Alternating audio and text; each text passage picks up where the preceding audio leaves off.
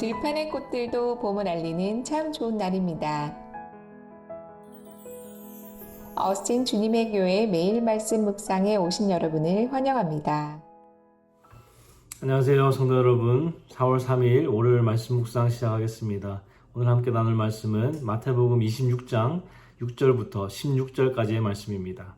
마태복음 26장 6절부터 16절까지의 말씀 함께 읽겠습니다.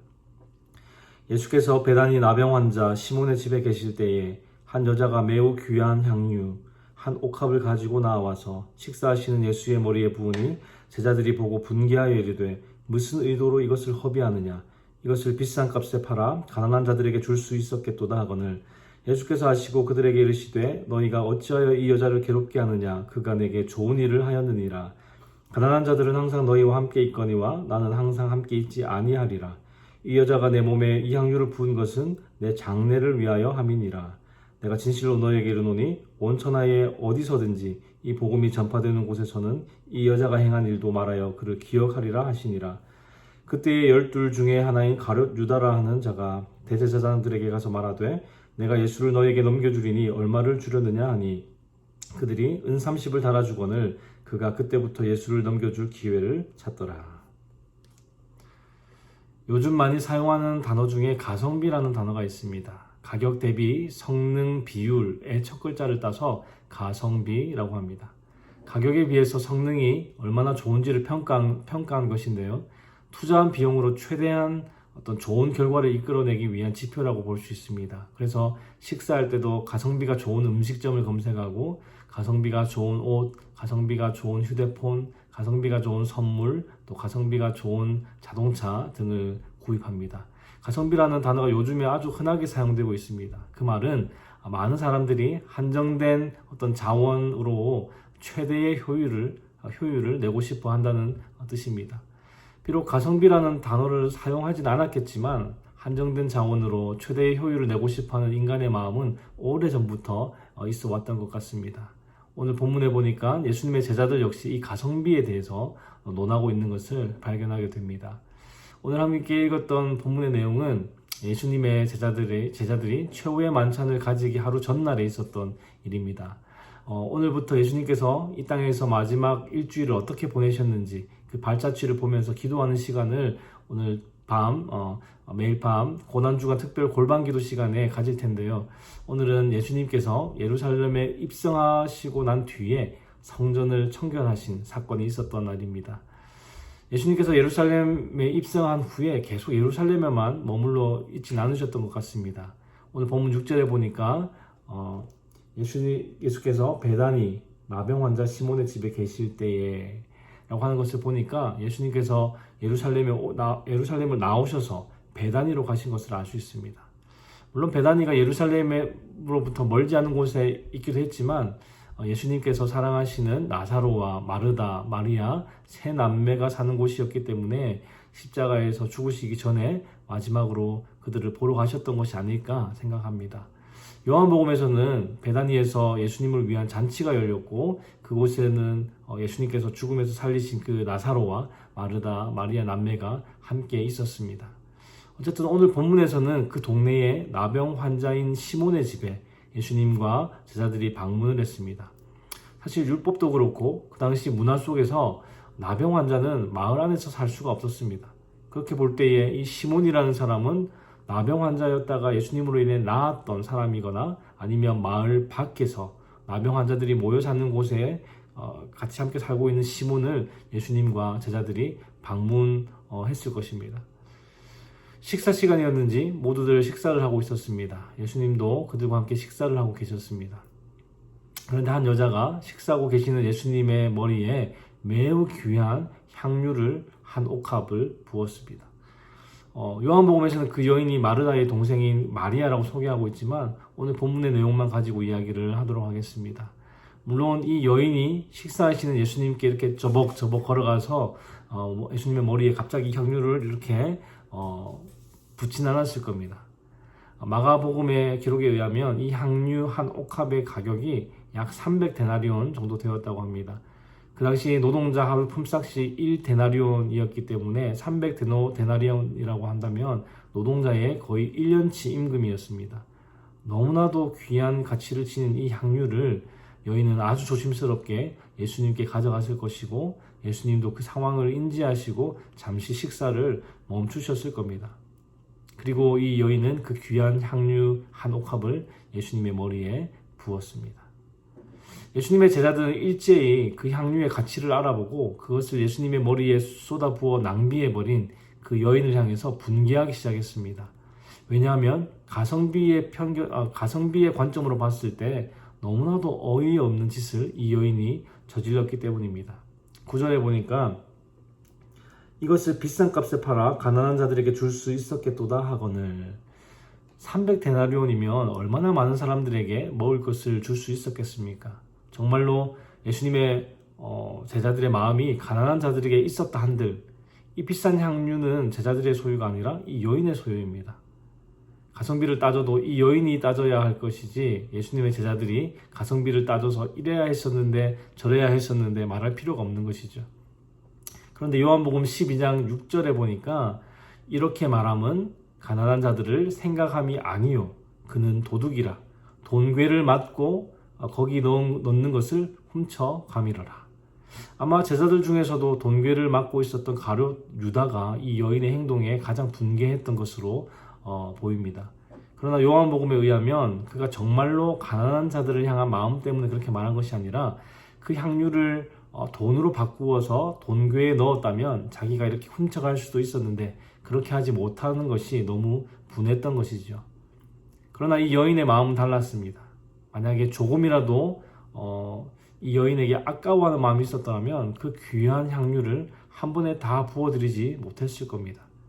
그러나 예수님을 향한 깊은 사랑과 감사가 있었기 때문에 주저함 없이 자신의 가장 소중한 그 보물을 기꺼이 내어드릴 수 있었던 것이죠. 진정 사랑한다면 무엇이 아깝겠습니까? 주님을 사랑하여 자신의 가장 귀한 것을 드린 이 여인을 생각할 때마다 우리 자신을 돌아보게 됩니다. 우리가 주님 앞에 드리는 예배, 또 헌금, 그리고 시간과 또 섬김과 봉사하는 것이 아깝다는 생각이 든다면 우리가 과연 주님을 진정으로 사랑하고 있는지 다시 돌아보고 점검해 보아야 하지 않겠습니까? 우리를 죄에서 구원하시기 위해 자신의 생명을 주신 예수 그리스도의 사랑과 은혜는 우리의 목숨으로도 다 갚을 수 없는 것인데 주님께 드리는 우리의 시간과 물질과 에너지가 아깝게 여겨진다면 이번 고난주간을 통해서 우리의 마음을 다시 한번 점검하고 돌이킬 수 있는 시간이 되었으면 좋겠습니다. 예수님은 유다와 다른 제자들의 잘못된 마음을 아시고 이 여인이 예수님께 좋은 일을 했다고 이렇게 말씀을 하셨습니다. 우리 12절, 13절을 다시 한번 같이 읽어보겠습니다. 이 여자가 내 몸에 이 향유를 부은 것은 내 장례를 위하여 함이니라. 내가 진실로 너에게 이르노니 온 천하에 어디서든지 이 복음이 전파되는 곳에서는 이 여자가 행한 일도 말하여 그를 기억하리라 하시니라. 이 여인은 그저 가장 귀한 것을 주님께 드렸던 것이지만 예수님은 그것이 자신의 장례를 위한 것이라고 말씀하셨습니다. 여러분, 이 향유라는 것은 비누와 샴푸가 없던 시대에 위생용품이자 또 의약품이었고 시신의 부패를 막는 방부제 역할도 했습니다. 예수님은 이 여인이 부은 향유가 예수님의 죽음을 준비하는 것이라고 말씀하셨습니다. 그리고 복음이 전파되는 곳마다 이 여인이 행한 일을 말하여 기억하도록 하라고 하셨습니다. 이 여인의 행동은 예수님의 고난을 생각할 때 성도가 취해야 할 자세이고 기억해야 할 모습입니다. 우리의 생명을 위해 대속의 죽음과 고난을 당하신 예수님을 우리의 가장 귀한 것을 드리며 기념하는 것이 성도의 마땅한 태도라는 것이죠. 그리고 복음이 전파되는 곳 어디에서나 이 여인이 행한 일이 기억되는 이유는 주님을 위한 일은 영원히 남기 때문입니다. 우리가 베푸는 작은 섬김도 주님은 기억하십니다. 이 땅에서 주님을 위한 수고는 결코 헛되지 않습니다. 그러므로 성도는 주님을 위해 영원히 기억되는 일에 인생의 수고를 아끼지 말아야 할 것입니다. 예수님께 부어진 이 향유를 아까워하던 가룟 유다는 예수님을 팔아넘길 생각으로 대제사장들을 찾아갔습니다. 그의 관심은 항상 예수님보다 돈에 있었습니다. 대제사장들은 예수님을 체포할 기회를 노리고 있던 사람들이었기 때문에 유다에게 은 30을 주었습니다. 율법에 보면 노예 한 명의 가격이 은 30이었습니다. 가룟 유다는 3년 동안 하나님의 아들이신 예수 그리스도의 제자로 살았지만 그분의 가치를 깨닫지 못했습니다. 온 인류를 구원할 메시아를 고작 노예 한 명의 가치로 여긴 것이죠. 이 여인은 300데나리온 되는 이 향유를 깨뜨렸고 가룟 유다는 은 30을 얻기 위해서 예수님과의 관계를 깨뜨렸습니다. 여러분, 오늘 본문에 등장하는 이 여인은 예수님의 머리에 향유를 붓는 것을 자신에게 주어진 헌신의 기회로 보았고 단 한 번뿐인 그 기회를 놓치지 않았습니다. 이 여인에게 중요한 것은 오로지 주님을 섬기며 헌신하는 일이었습니다. 반면에 가룟 유다는 돈의 마음을 빼앗겼고 그가 헌신한 대상은 주님이 아니라 바로 자기 욕심이었습니다. 그래서 배신이라는 치명적인 결과를 낳았습니다. 헌신과 배신을 가르는 것은 주님을 향한 마음입니다. 우리의 마음이 돈과 같이 이 세상이 따르는 가치를 향해 있다면 우리도 언제든지 주님을 배신할 수 있습니다. 그러나 우리의 마음이 우리를 위해 목숨 버리신 예수님께 향해 있다면 우리는 기쁨으로 주님께 헌신할 수 있게 될 것입니다. 사랑하는 성도 여러분, 이번 한 주간을 고난주간으로 보내게 됩니다. 여러 가지 방법으로 주님의 고난에 이렇게 동참하고자 하는 성도님들이 많을 텐데요. 주님의 고난에 동참한다는 것은 우리의 몸을 이렇게 막 못살게 굴어서 굴면서 이렇게 예수님의 고난과 그 고통에 동참하는 것이 아니라 예수님께서 걸어가신 그 길에 동참하는 것입니다. 주님이 가신 길은 고난의 길, 즉 십자가의 길이었습니다. 그 길은 핍박 가운데서도 복음을 전하는 것이고 남을 죽이고 내가 살아남아야 하는 이 세상 속에서 내가 죽고 남을 살리는 것이 십자가의 길입니다. 그 십자가의 길을 날마다 묵묵히 걸어가는 것이 주님의 고난에 동참하는 것입니다. 그리고 이 길은 고난주간에만 걸어가야 하는 것이 아니라 우리의 평생에 걸어가야 할 길입니다. 이 십자가의 길을 주님을 사랑하여 자신의 가장 귀한 것을 드렸던 그 여인의 마음으로 걸어가는 저와 여러분 되시기를 우리 주님의 이름으로 축복합니다. 기도하겠습니다. 하나님 아버지 감사합니다. 오늘도 주님 앞에 나와 말씀과 기도로 한 주간을 시작하게 하시니 감사합니다. 주님, 이번 한 주간을 고난주간으로 보내며 우리의 구원을 위해 고난받으신 주님의 삶을 묵상하게 하시니 감사합니다. 주님의 복음이 전해지는 곳마다 오늘 말씀 속에 등장했던 한 여인의 주님을 향한 헌신과 사랑을 기억하라고 하셨기에 우리가 오늘 그 말씀을 묵상했습니다. 주님을 향한 마음의 차이가 한 사람은 주님께 헌신하게 했고 또 한 사람은 주님을 배신하게 만들었음을 보았습니다.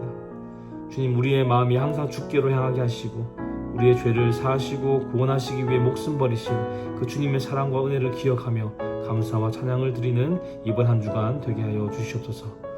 주님, 오늘 하루도 주께서 주시는 힘과 은혜로 살아가기 원합니다. 주의 도우심으로 승리하는 하루 되게 하여 주시옵소서. 감사를 드리며 예수 그리스도의 이름으로 기도하였습니다. 아멘.